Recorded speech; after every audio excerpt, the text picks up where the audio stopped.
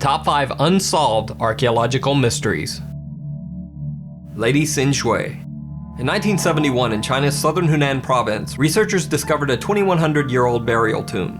Inside the tomb, they found the burial vault of Lady Sin Shui, the wife of the ruler of the Han Imperial fiefdom of Dai. When archaeologists opened the burial vault, they found the body of Lady Sin Shui immersed in some sort of mysterious white fluid. When they cleared the fluid away from the corpse, they were shocked to find that the 2,100-year-old body of Lady Sin Shui still looked like the body of someone who had recently died. Her joints were limber and flexible, her features were all intact down to her hair and eyelashes, and there was even still red blood in her veins.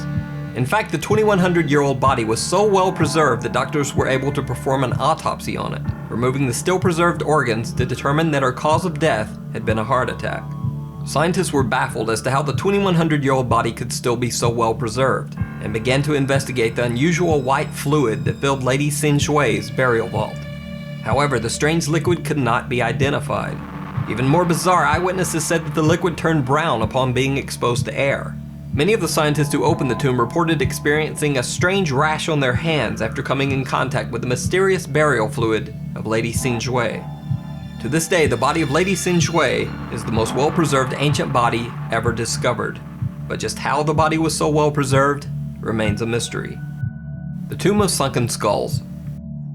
In 2009 in Motala, Sweden, archaeologists discovered a sealed stone structure in the bottom of what had once been a shallow lake. When they cracked open the enclosure, they found the 8,000-year-old skulls of 11 people, including men, women, and children. However, this find became truly bizarre once scientists began to study the bones.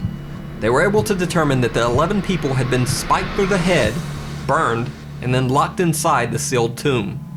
For some reason, one of the skulls even had parts of another skull placed inside it. Theories about the origins of the skulls range from strange ancient burial practices to warriors bringing spiked skulls back to the camp as war trophies. However, no one knows for sure. The fate of the people found in the Tomb of Sunken Skulls still remains a mystery. The Jamestown Cannibals. In 1607, Jamestown, Virginia became the first permanent English settlement in America. Unfortunately, the Jamestown settlers were not really prepared for the harsh new environment of the Americas. Many in the group were wealthy and not used to hard labor. They knew little about how to hunt or even farm the new land. The Jamestown settlers also abused and took advantage of the Native American tribes who tried to help them. The Jamestown residents soon found themselves isolated and left with no steady supply of food. This period of time became known as the Starving Time. The Starving Time lasted from 1609 to 1610, and it is estimated that during this time nearly 80% of the Jamestown residents died of either disease or starvation. It has been reported in 5 different historical accounts that during the Starving Time of 1609 to 1610, the desperate Jamestown residents resorted to cannibalism to survive.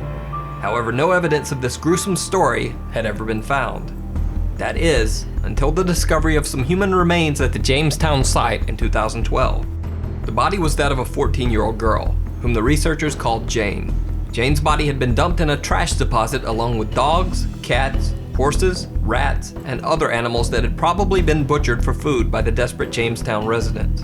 Upon examining the body, scientists found multiple chop and cut marks on the girl's skull that were made by one or more assailants after she died. Anthropologist Doug Owsley said about the injuries to Jane's body, quote, "They were clearly interested in cheek meat, muscles of the face, tongue, and brain. There were also numerous cuts, saw marks, and gouges along her lower jaw made by the tip of a knife to get to the meat, and to remove throat tissue and the tongue," unquote. Owsley said he thinks a meat cleaver was probably used to remove the tissue. Just how many of the dead bodies at Jamestown were actually cannibalized is unknown, but researchers do not believe that Jane was an isolated incident. The Ashkelon Infant Grave. In 1988, in Ashkelon, Israel, anthropologists from Harvard University made a gruesome discovery. In the sewer under the site of an ancient Roman bathhouse, they found the remains of over 100 dead babies. Even more disturbing, it was determined that the 100 infant bodies showed no sign of sickness or disease. In all likelihood, the babies had been murdered. They had been placed in the Roman sewer and left to die. Follow-up studies by forensic anthropologists found that the babies had died within their first week of life. Archaeologists have theorized that the Roman bathhouse may have been the site of an ancient brothel. So the sewer beneath the bathhouse might have served as a grisly method of birth control for the prostitutes that worked there. Since abortions were too dangerous at the time, researchers theorized that the prostitutes would carry their babies to term, give birth, and then place their babies in the sewer beneath the bathhouse to die. However, this is only a theory, and little evidence has been found to show that the bathhouse was indeed a brothel. The mystery of the Ashkelon infant mass grave remains unsolved, and the Ashkelon site has the grim distinction of being the largest mass baby grave ever discovered. The Devil's Bible. The Codex Gigas, or Devil's Bible, is a Latin Bible that is believed to have been created in the early 12th century in Bohemia.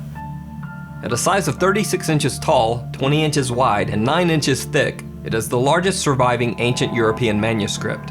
The 310 pages of the Codex Gigas are said to be made from the skins of over 160 donkeys, and the book is so heavy that it requires 2 people to lift. The Codex Gigas is often referred to as the Devil's Bible, possibly because of the strange legend surrounding the book and the fact that for some unknown reason, it features a striking full-page drawing of the devil on one of its pages. A strange supernatural legend follows the Devil's Bible. It is said that the book was written by a monk who had been sentenced to be walled in as punishment for breaking his monastic vows. In an attempt to save his life, the monk vowed that if he was given just one night, he would create a book so amazing that it would glorify the monastery throughout the land. After toiling over the book throughout the night, the monk soon realized that he would never be able to finish the book by morning, so he offered a prayer to Satan himself, offering to give the devil his soul if the devil would finish the book for him before morning. So the story goes that Satan finished the book and signed it with a self-portrait. At least that's the legend.